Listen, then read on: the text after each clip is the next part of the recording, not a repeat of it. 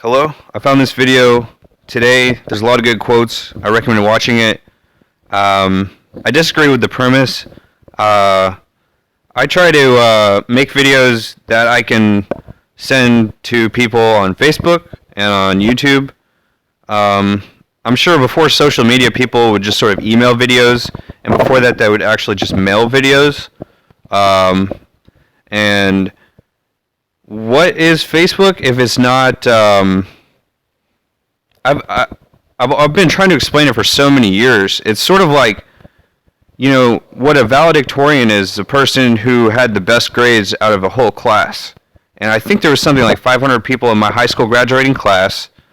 The same year that we graduated, 2006, was the same year that almost everyone who I had just graduated with thought I wouldn't see until the 10-year reunion was signing up for Facebook and adding each other on Facebook as friend requests.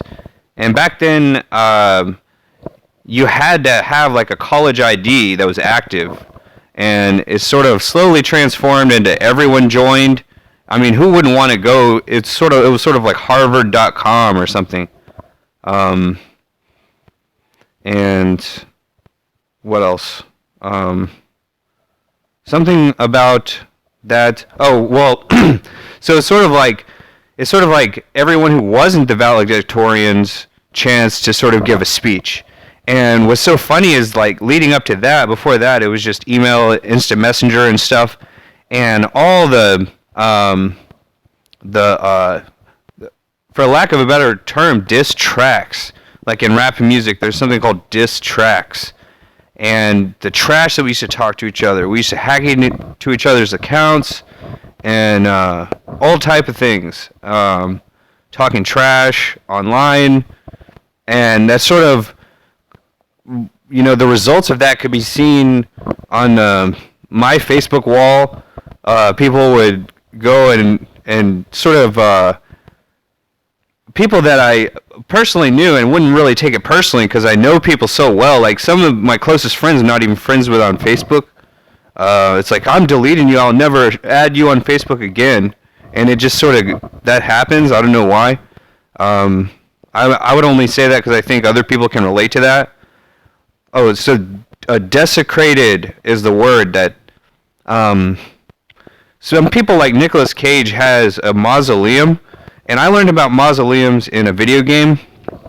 What it is like, it's a tomb for someone while they're still alive, so that people can sort of pay their respects to someone while they're still alive.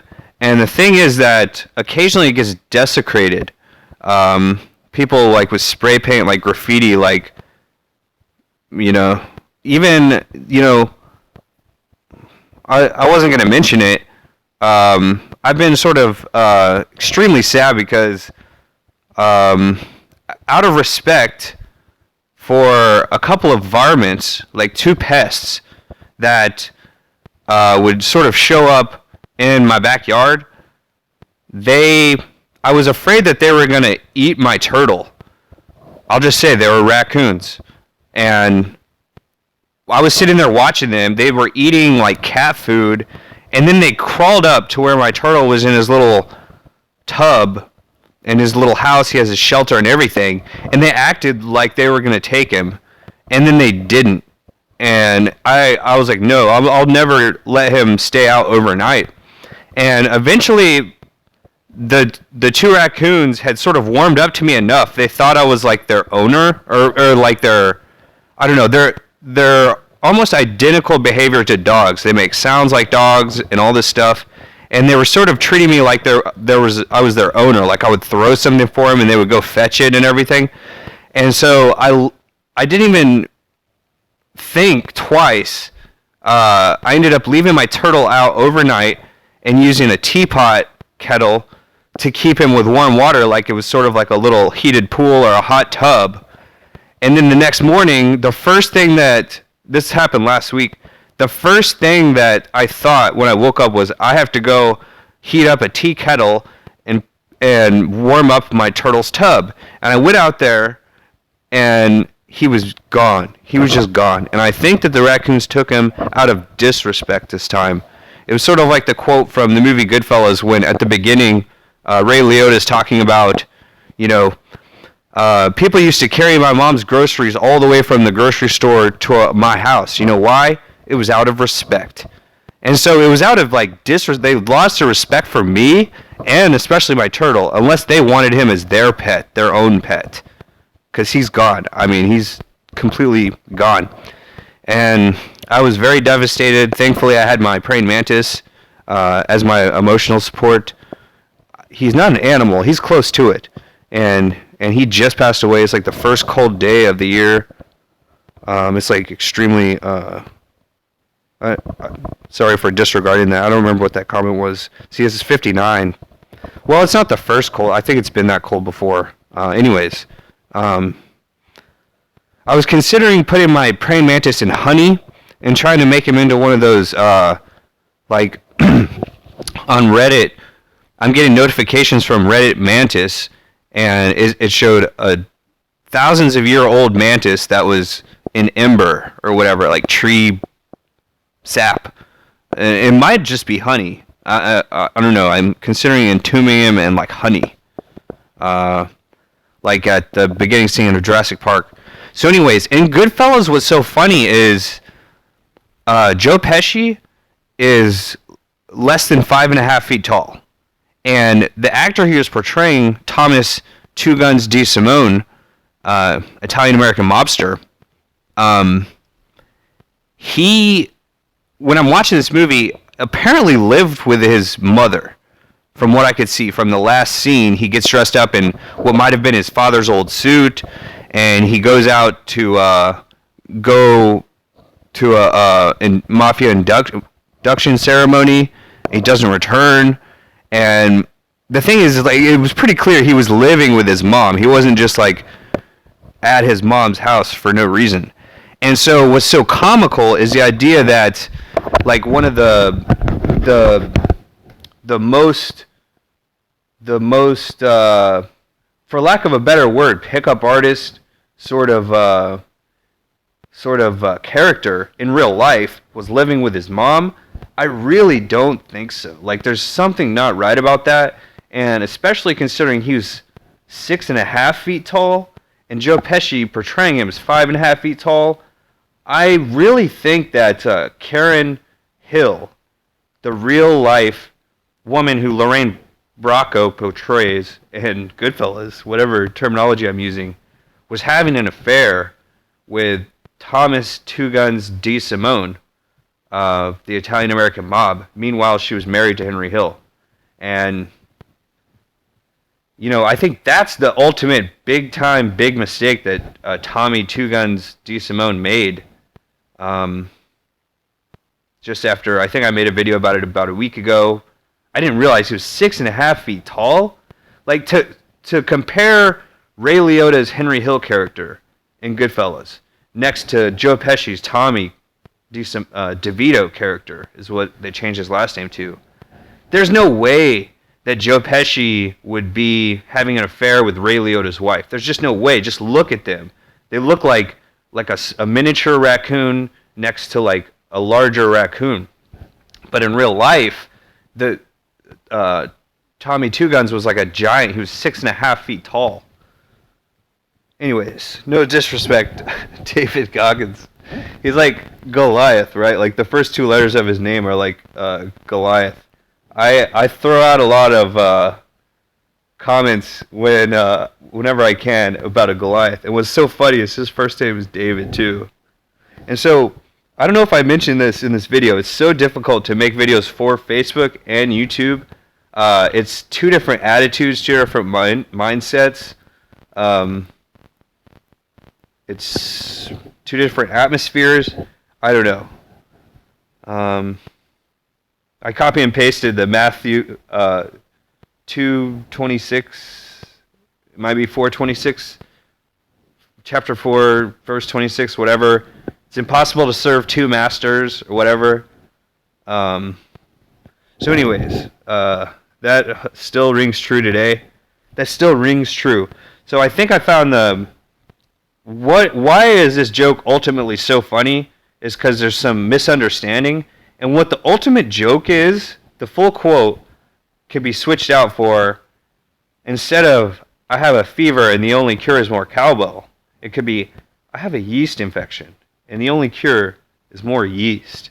And so it's the idea that when we eat too much, I know it's a feminine thing, a yeast infection, but the thing is that yeast is called candida. It's in its official term, and like certain carbohydrates like are demanded by this yeast or candida that is inside of people. So like we are ourselves and what we see in the mirror and stuff, yet internally, like David Goggins mentions these demons inside and stuff in this video. This yeast, it's like it sort of demands stuff, it demands bread and like alcohol and stuff. It's like being extorted from the inside. And so the ultimate joke here that I left in a comment on one of their videos, sort of like a trivia thing, like the funniest way that this joke can be said, I think I said it, and it was, I have a yeast infection, dun dun dun, like dot dot dot, or like the sound from Jeopardy, dot dot dot, and the only cure is more yeast. And it's so funny because it just makes no sense. And I don't know, there's more stuff to add to my video journal. Note to self, Wendy's, the restaurant, updated their fries. And I saw the sign that said, we have our best fries yet, after reading the news article. And I looked at that sign and I thought, now I'm getting suspicious. It's like, I really don't trust that these are going to be good, because I was going through old magazines and seeing pictures from 1990s old-fashioned Wendy's hamburger and old-fashioned fries, and I can still remember how it was the best around, like just for real, like it was the best. And so I tried their fries yesterday, and they almost taste half like Burger King-ish. And it reminds me of the quote from a fellow exterminator, mind you, because David Goggins always points out that he was an exterminator, like the character in Men in Black, who drives a pest control van. And in this video, at some point, there's a pest control worker showed in this video. I don't know exactly what point. I'll have to mark it in the comments or something and say, video reply regarding this point in the video where there's a pest control worker. Anyways, Ricardo Lopez, right? Most infamous vlogger of all time. When he was 22 or 21 years old, he made a video with Wendy's hamburgers in the 90s, old-fashioned hamburgers, and he said, happiness in a bag. And it's so close to that song of sunshine in a bag, blah, blah, blah, blah, blah, blah, blah, blah, blah, blah. And there's so many other Ricardo Lopez quotes that can be sort of found in songs from like the next decade in the year 2000s. It's uncanny, it's eerie, it's creepy, and like, so I don't even mention it.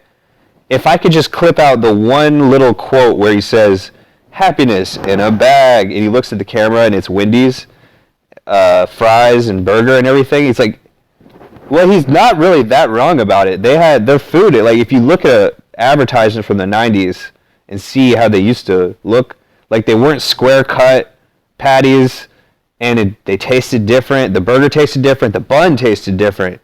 Everything about it tasted different. The only thing that hasn't changed is like the crispy lettuce and like crispy tomatoes or whatever. They're crispy with like coldness. Anyways, there were so many other things I was going to say in this video journal. It's just really difficult to make a video tailored for Facebook and YouTube. I think that's why my stuff is so weird.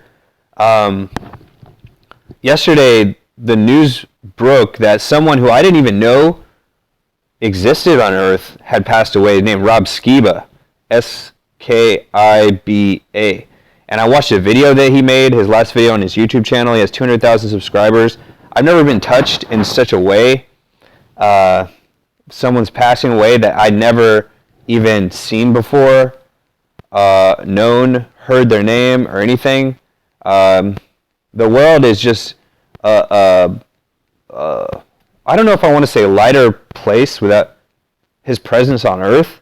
It's just that That's what people were saying, that he was trying to make light of all these things. It's like he had his YouTube channel, and then he also had his Facebook where you know, I don't know. There's news articles about it.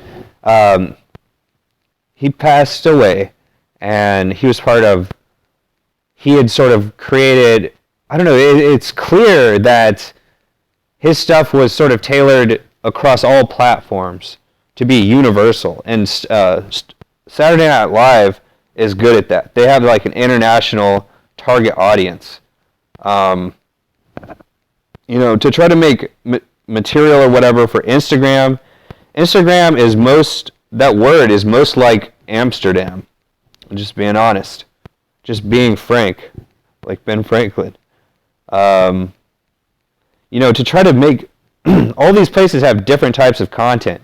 Facebook is like the runner-up to the valedictorian speech. It's like, okay, let's hear from everyone else about graduating high school and the achievement. That's just how it started with, you know, over 15 years ago when we all first joined that, and it's, for the most part, not a whole lot's changed. I've also been making videos on YouTube, MySpace, since before Facebook.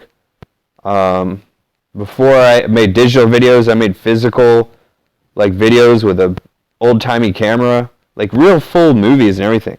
Anyways, that's all. Video over. That's just too much stuff. I'll update later on, I suppose.